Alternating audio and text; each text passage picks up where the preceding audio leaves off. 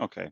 Um, Thanks very much for joining our webinar today. The Department of Environment, Climate, Communications and the National Cybersecurity Centre is undertaking the development of Ireland's first industrial strategy for the cybersecurity sector. This is a really exciting and important piece of work for us in industry. The public consultation document on the draft cyber industrial strategy has been launched. It is open until Friday, the 26th of April. Zara is going to post that um, link to the consultation document now in the chat. We have invited the NCSC to present to Cyber Ireland members and the broader cybersecurity sector and ecosystem on the public consultation here today, with the aim of raising awareness of this important consultation document, what the key information that you need to know, and what questions require our input. Our speakers from the NCSC today are James Caffery, who's the Principal Officer in Capacity Building in the NCSC, and Alison Casserly, Assistant Principal Officer in Capacity Building in the NCSC. Before I hand it over to James and Alison, I want to highlight for our members how important this industrial strategy and public consultation document is. So we set up Cyber Ireland in 2019. The aim of it was to support the development and growth of the cybersecurity industry in Ireland, addressing key challenges around skills shortages. And at the time, there was no industry representative body, no coordination of industry with education providers and government at a national level, and little investment in cybersecurity. So today we have a very active industry cluster with over 170 members, 90 Irish startups, over 50 multinational companies, 15 education training providers, government agencies, not-for-profits, partners. And so we have a coordinated sector now providing a collective voice for industry. Our State of the Cybersecurity Sector report that we published in 2022 highlighted for the first time the actual size and scale of the industry in Ireland. So we know there's almost 500 companies in the sector employing 7,500 people with revenues of over 2 billion euros per annum and contributing €1 billion to the economy every year. We noted the strengths of the sector around Ireland being an internationally recognised hub for multinational cybersecurity operations, the 250 foreign companies that are here employing over 5,000 staff, in particular US multinational companies, and an emerging indigenous cybersecurity sector of startups and SMEs. We also presented what is our cyber opportunity and our ambition out to 2030, that Ireland is uniquely placed to benefit from increased global investment and the potential to grow the sector by an additional 10,000 jobs and contribute 2 billion euros to the economy annually by 2030. And really, we set out our opportunity to position Ireland as being a global leader for cybersecurity in Europe as well. However, there are a number of barriers to the development of the sector that we identified. The priority there being challenges on skills, recruitment, and retention. It continues to be the number one barrier to growth for industry. Secondly is around securing investment for firms to be able to scale their operations, expand to new markets, service larger clients.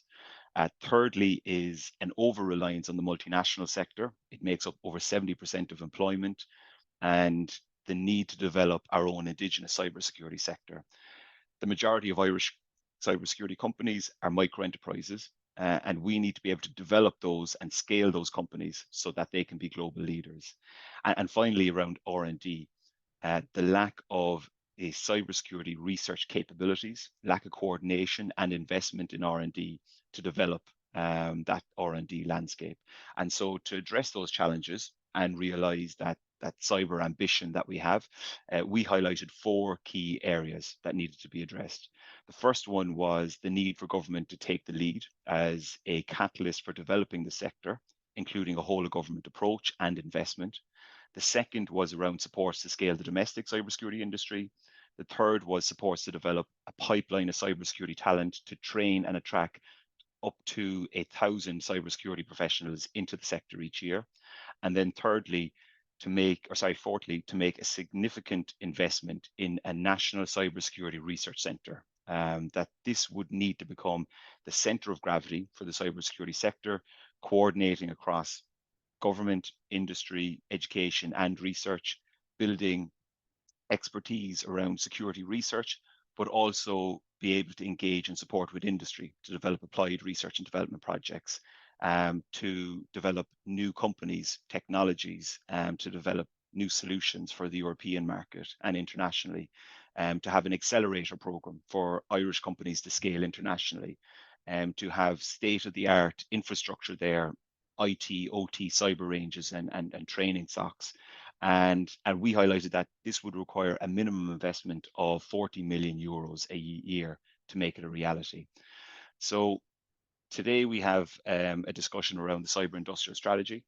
This is our opportunity to make these recommendations a reality, to get a whole of government support for the development of the sector, to get investment for the sector, and a dedicated plan for the development of the sector. And we've been calling on government to take the lead on this, and now government is responding with this industrial strategy. So it is our job in industry to ensure that this strategy is fit for purpose, that it meets the needs of industry, and also that it gets the investment that it requires. And that's not guaranteed. So to ensure that, we need to engage with public consultation. We need to have a large number of responses from the sector, and good quality responses as well, so that we can demonstrate to government that there is an urgent need for this industrial strategy and the supports outlined, that it has the backing of industry and that we're engaged in it. And importantly, to show how important the cybersecurity sector is to national security, economic growth, and the wider digital sectors of our economy. So it is important to highlight here that, cybersecurity is competing with other sectors for government investment. There is an industrial strategy on Industry 4.0 and advanced manufacturing. Just last week, the government launched its offshore wind strategy, Powering Prosperity. We're competing with technology areas such as AI, quantum, 6G, communications, all for investment. And we know that cybersecurity has been underinvested in and under prioritized for the past number of years, and that needs to change. So from an industry perspective, we are advocating that this industrial strategy is adequately supported and invested in, and we need to engage in this process as well. So the call to action from our side is review the public consultation document, the 10 questions that are in it. You don't need to answer all of them. Identify what areas or questions you can input into that you have expertise in. Ensure that you respond to the consultation either as an organization or an individual. And Cyber Ireland will also be making a submission on behalf of the cybersecurity sector. So if you'd like to highlight any key inputs from your organization, please send me those notes by this day next week, 18th of April, in the same format underneath those questions in the consultation. So I'm going to hand it over to James and Alison now to present the consultation. We will have time for question and answers afterwards. So if you do have any questions, please use the Q&A function. We'll be able to track those and answer them afterwards. So James, Alison, I'll hand it over to you. Thank you very much, Owen. And I also want to thank Owen and Zara from Cyber Ireland for facilitating this very, very important webinar today on the more or less the cyber industrial strategy, along the lines of harnessing cyber for as an engine of economic growth. So I suppose very, very much this strategy comes out of more or less the work on the national cybersecurity strategy. We have 3 goals under that national strategy, which is protect, develop, engage. And I suppose one of the key challenges with our national cybersecurity strategy in terms of develop, because that's really what we're looking at here, has been how can we work more together? How can we actually have a whole of government approach? So very much, I suppose, the National Cybersecurity Strategy from 2019 to 2024 had 5 measures under develop: training and education, careers, significant initiative in research, Cyber Ireland support, and obviously the collaborative work with Enterprise Ireland on links. And as part of that kind of process, we undertook a review in 2022, 2023 of the strategy itself. And coming out of that work, effectively, I suppose one of the most key issues that arose was the issue of skills. How can we do more in skills? How can we do more in enterprise engagement? So with that in mind, the midterm review identified the need for 3 key measures and skills, one of which obviously was around the need in particular to develop an Irish cybersecurity research community support mechanism. And the second key element obviously was a whole of government strategy in regard to cybersecurity industry. So effectively, from that work, that gives us effectively the mandate for the public consultation that we're running today. What took place at that time was very much a view that we needed to do far more in this space. We need to have a much more collaborative effect across government. The NCSE itself primarily focus on resilience, protection. We need to be working, and we need others to work with us in terms of delivery of these broad development measures. With that in mind, in late 2022, we wrote out to the key agencies and key departments, Enterprise, Trade and Employment, Education, the DeFerris, Enterprise Ireland and IDA Ireland in regard to what more can we do in this particular space. We also developed that time key terms of reference, and obviously we took on board the work of the European Commission, particularly in this space. So the European Cybersecurity Competence Centre and network work, which is very much focused on European indigenous capacity building in cybersecurity. So in terms of process, we've established the advisory group. We brought on board contractors last year. We engaged in extensive consultation. So we have interviewed a number of key players, including players in the European Commission, other member states, particular bodies in Northern Ireland, the rest of the UK, research stakeholders here, industry representative bodies in Ireland, education stakeholders among key agencies that are not part of the group itself, and of course from industry, key perspectives from industry and the SME sector to understand better what are the key issues, what do we need to do. That was supplemented by 3 workshops focused on SMEs, MNCs, and obviously the academia. In essence, in tandem with that, we very much looked at a comparator analysis with 6 other countries, 3 in the EU. So we looked at Estonia, Denmark, and the Netherlands. And outside the EU, we looked at Israel, New Zealand, comparator in size to ourselves, and the UK, in terms of what type of initiatives are taking place in this space that will be considered kind of best international practice, and how can we leverage off those particular ideas. So if we move maybe to the next slide, in particular here, these are the key players that we're working as part of this whole of government approach.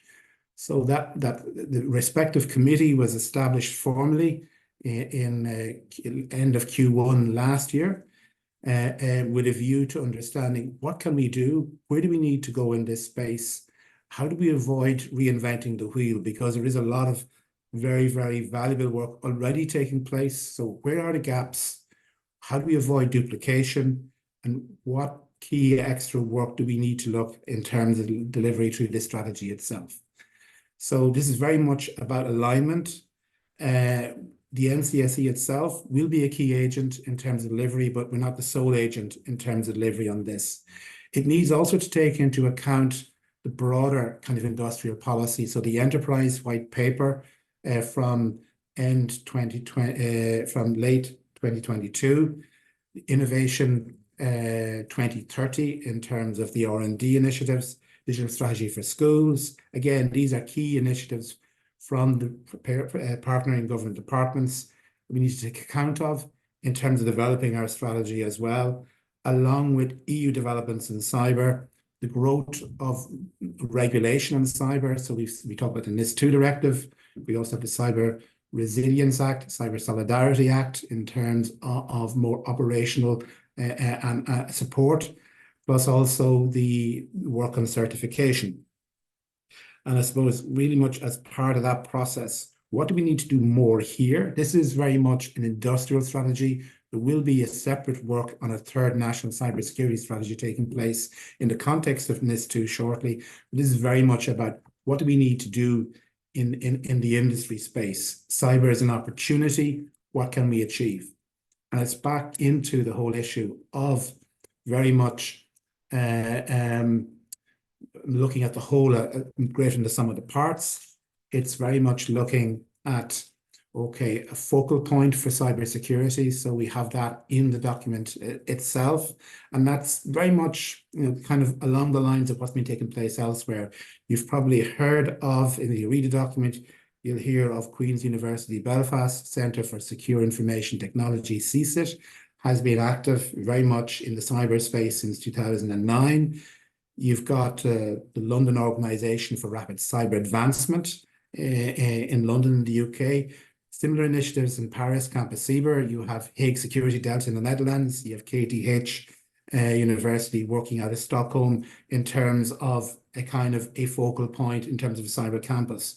And what does that mean? That means looking at bringing everything under one broad roof, everything from basic research, lower level TRLs, right through to innovation and delivery with industry itself.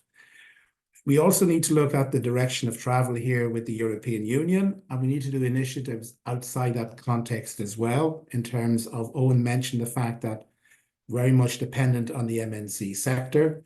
So to what extent can we, on one level, reduce that dependency, look at diversification, particularly into markets in the rest of the European Union for indigenous industry, but also looking at how do we anchor more the MNC sector and the MNCs themselves that are based here in Ireland, in essence. So joint initiatives with the United States and the UK, joint programming is something we want to look at here as well.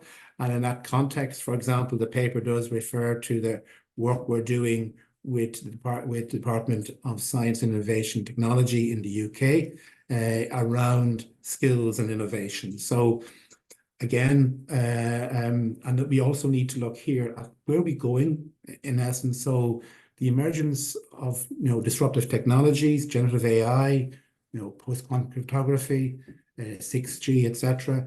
What are the implications for cybersecurity, etc., for what we're developing today, for services that are being rolled out today? So scanning and foresight is also important, as well as standards and certification, particularly in light of EU regulation in that particular space, in essence.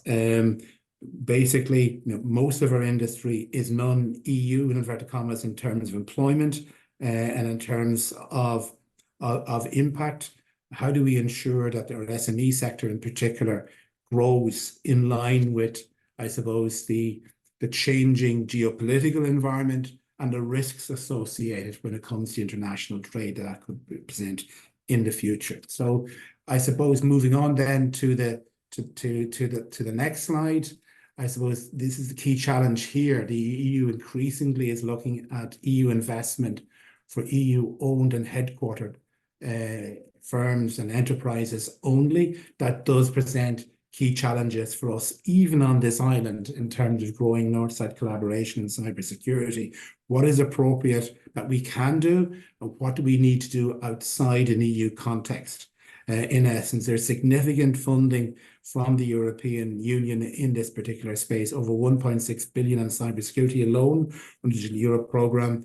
And obviously, questions that are being raised as well here would be around the challenge of, for example, security clearance. Increasingly, the EU, for access to EU funds, is requiring various administrative security mechanisms to be in place. To what extent do they exist here? To what extent should they exist here, etc.?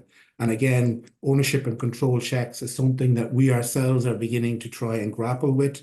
But what will that also mean for Horizon Europe down the road in cybersecurity is going to be an interesting question.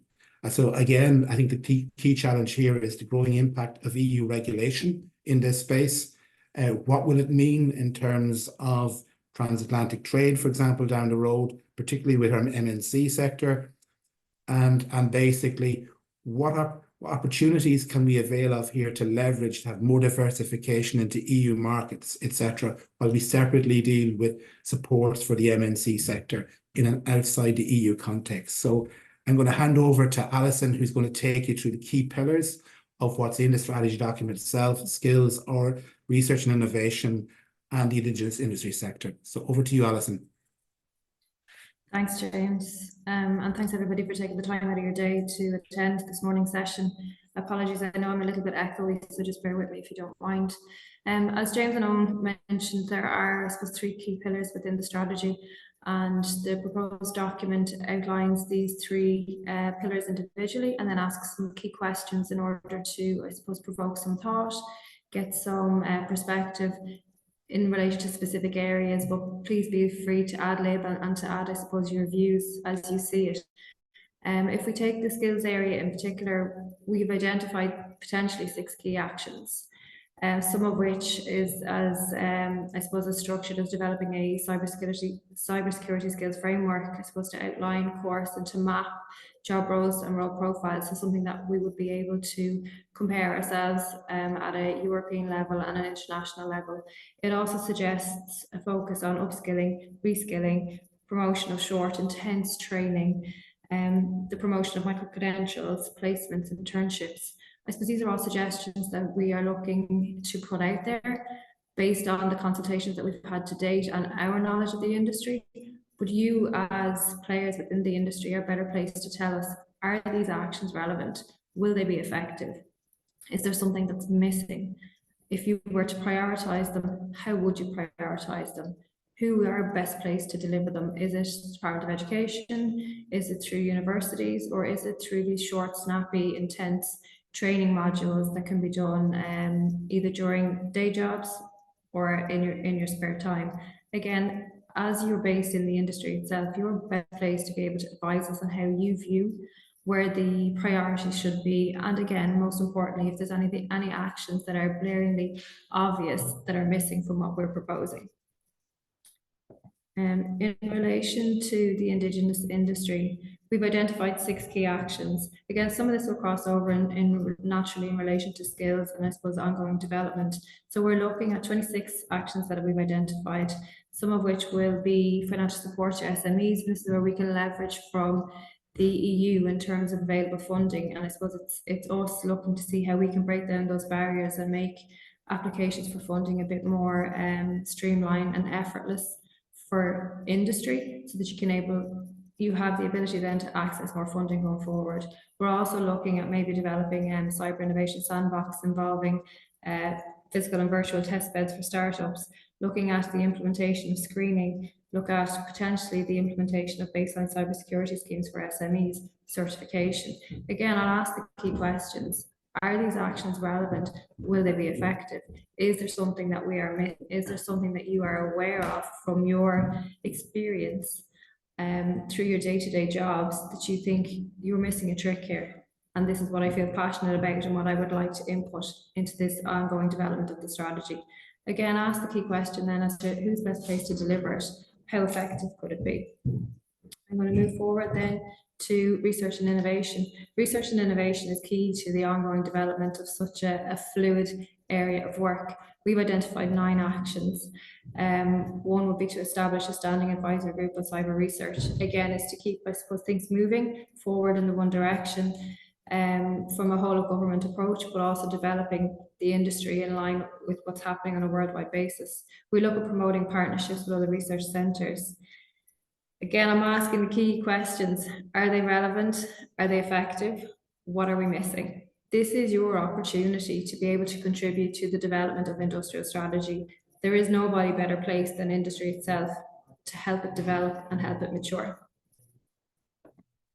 And we're all looking, and James would have alluded to it earlier on, and Owen to do in his introduction, is to look at a cyber industrial hub. Do we need a bricks and mortar facility? What would it do? Is it basic research? Is it training? Is it industry innovation? Have all that under one roof. Will that work? Has it worked? Do you know of any examples where it is working anywhere else? Are there, I suppose, any showcase ideas or examples? Is this the best way that we can develop our own industry? This links back to measure 14 of the National Cybersecurity Strategy and measure 11 of the midterm review. But again, I'm asking the key questions. What are your views in relation to this? Is there a way to do it better?